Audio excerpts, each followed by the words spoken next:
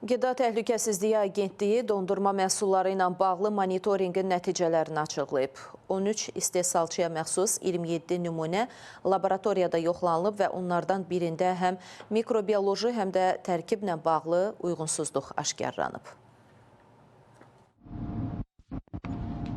Qida Təhlükəsizliyi Agentliyi tərəfindən dondurma məhsullarının təhlükəsizlik və keyfiyyət göstəricilərinin qiymətləndirilməsi məqsədi ilə monitorinq keçirilib. Bu barədə qurumdan məlumat verilib.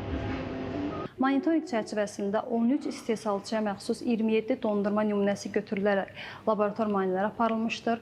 Nəticələrə əsasən istehsalçısı fiziki şəxs Qasımov Tahir Adiloğluna məxsus nümunədə uyğunsuzluq müəyyən edilmişdir. Belə ki, həmin dondurma emalı müəssisəsində istehsal olunan Fantaziya əmtəyi nişanlı matroksin südlü dondurmasında götürülən nümunədə E. coli və enterobakteriya göstəriciləri üzrə mikrobioloji uyğunsuzluq müəyyən edilmişdir.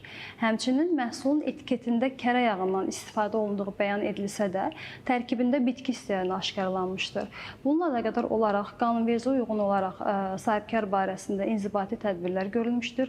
Eyni zamanda müəssisədə sözügedən dondurmanın emalı dayandırılmış, uyğunsuzluq müəyyən edilmiş məhsul partiyasının ticari şəbəkələrindən geri çağırılması, dövriyyədən çıxarılması və satışının qadağan edilməsi ilə bağlı məhdudlaşdırıcı tədbirlərin tətbiqi barədə qərar qəbul edilmişdir.